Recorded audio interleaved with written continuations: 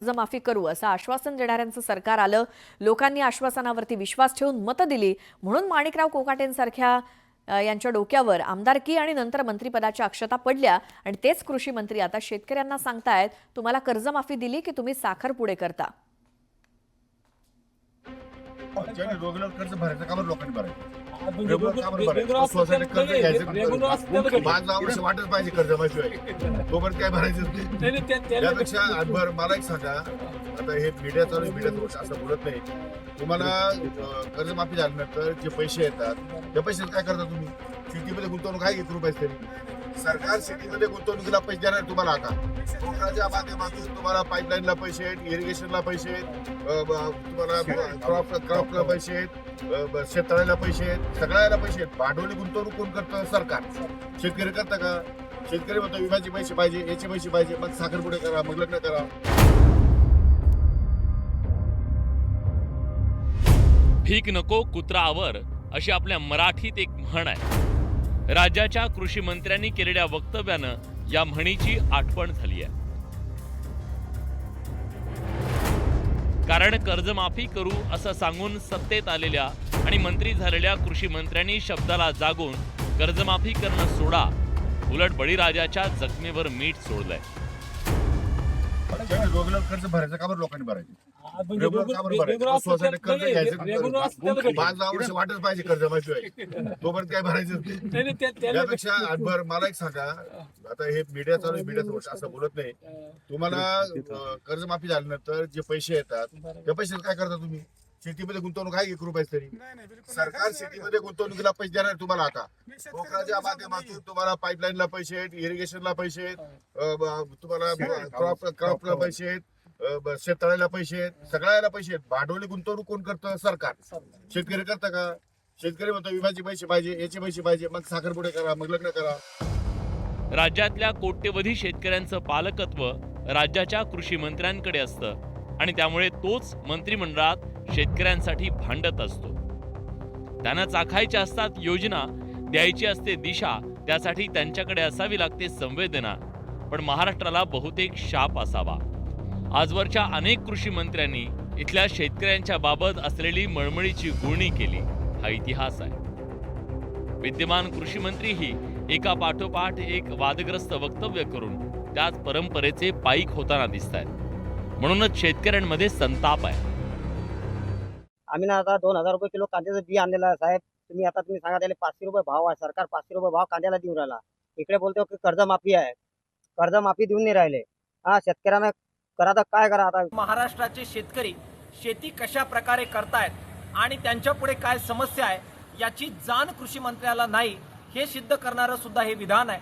किसान सभेच्या वतीनं कृषी मंत्र्यांच्या या विधानाचा मी तीव्र शब्दामध्ये निषेध करतो. तुमच्यात हिंमत नव्हती तर शेतकऱ्यांची मतं घेण्यासाठी आमचं सरकार आल्यानंतर तुमचा 7/12 कोरा करतो असं म्हणून शेतकऱ्याला फसवून त्याला गंडवून तुम्ही मतं का घेतली, या प्रश्नाचं पहिल्यांदा कृषी मंत्र्यांनी उत्तर द्यावं. कृषी मंत्र्यांच्या वक्तव्याला असंवेदनशीलपणा म्हणत विरोधकांनी समाचार घेतलाय, त्यांच्या हकालपट्टीची मागणी केली.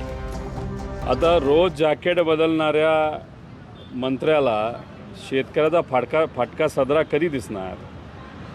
त्यांना हेही सुद्धा माहिती नाही की जी काय कर्जमाफी केली जाते काय ती काय शेतकऱ्याच्या खात्यात डायरेक्ट जात नसते, नाही तर त्यांच्या हातात येत नसते की जेणेकरून शेतकरी खर्च करेल.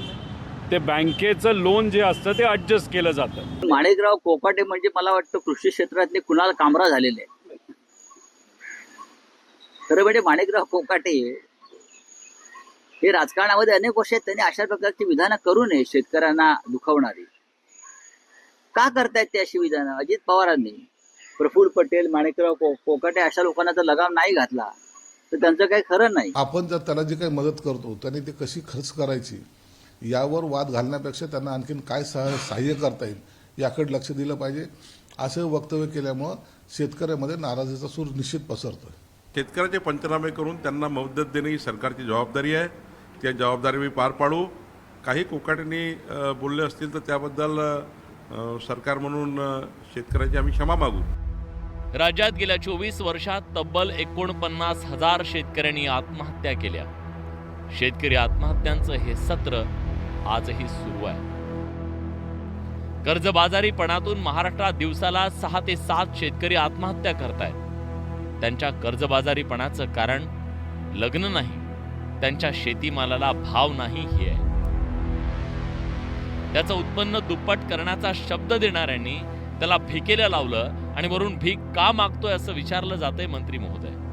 त्यामुळे द्यायचं नसेल तर देऊ नका, पण किमान थट्टा करून मीठ तरी सोडू नका, ही शेतकऱ्यांची भावना आहे. Bureau report, news 18 Lokmat.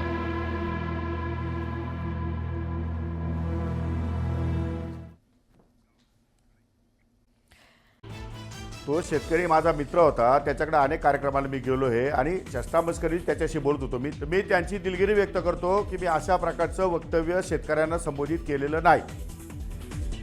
शेतकरी आणि कर्जमाफीच्या मुद्द्यावरून वादग्रस्त विधान करणाऱ्या कृषी मंत्र्यांकडून अखेर दिलगिरी व्यक्त. न्यूज 18 लोकमतच्या विशेष कार्यक्रमात कोकाटेंची दिलगिरी.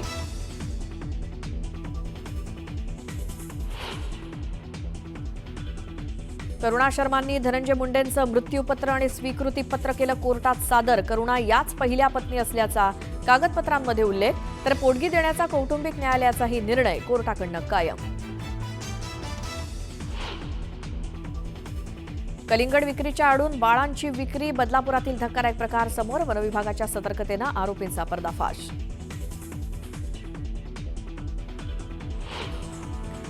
संसदेत मंजुरी मिळाल्यानंतर आता वक्फ विधेयकाला राष्ट्रपतींचीही मंजुरी. राष्ट्रपतींच्या मंजुरीनंतर देशभरात वक्फ कायदा लागू.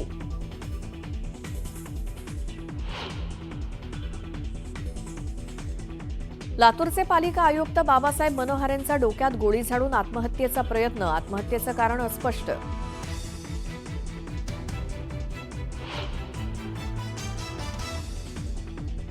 मध्य रेल्वेवर आज मेगा ब्लॉक. देखभाल दुरुस्तीच्या कामासाठी ब्लॉक घेतला जाणार, तर हार्बर मार्गावरील प्रवाशांची ब्लॉकमधनं सुटका.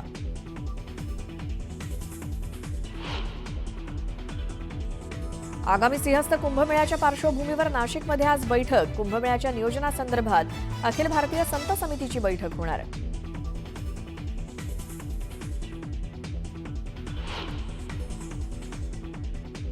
आणि देशभरात रामनवमीचा उत्साह. मंदिरात विविध कार्यक्रमांचं आयोजन, तर शोभायात्राही काढण्यात येणार.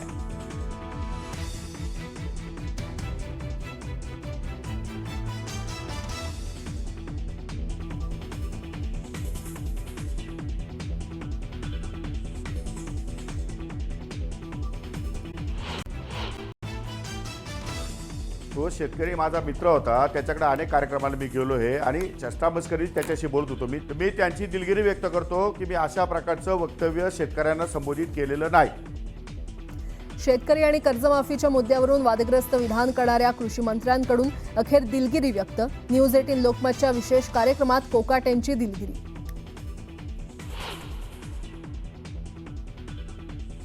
करुणा शर्मांनी धनंजय मुंडेंचं मृत्यूपत्र आणि स्वीकृतीपत्र केलं कोर्टात सादर. करुणा याच पहिल्या पत्नी असल्याचा कागदपत्रांमध्ये उल्लेख, तर पोटगी देण्याचा कौटुंबिक न्यायालयाचा निर्णयही कोर्टाकडून कायम.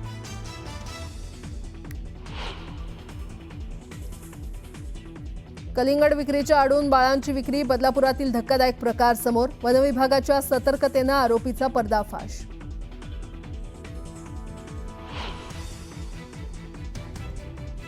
संसदेत मंजुरी मिळाल्यानंतर आता वक्फ विधेयकाला राष्ट्रपतींचीही मंजुरी. राष्ट्रपतींच्या मंजुरीनंतर देशभरात वक्फ कायदा लागू.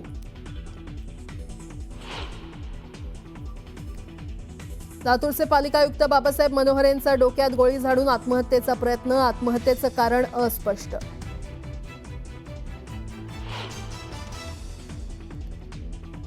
मध्य रेल्वेवर आज मेगा ब्लॉक. देखभाल दुरुस्तीच्या कामासाठी ब्लॉक घेतला जाणार, तर हार्बर मार्गावरील प्रवाशांची ब्लॉकमधून सुटका.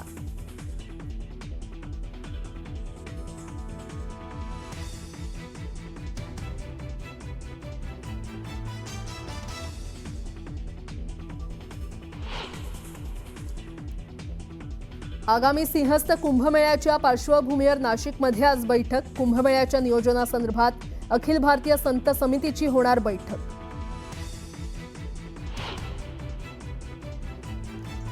आणि देशभरात रामनवमीचा उत्साह. मंदिरात विविध कार्यक्रमांचं आयोजन, तर शोभायात्राही काढण्यात येणार.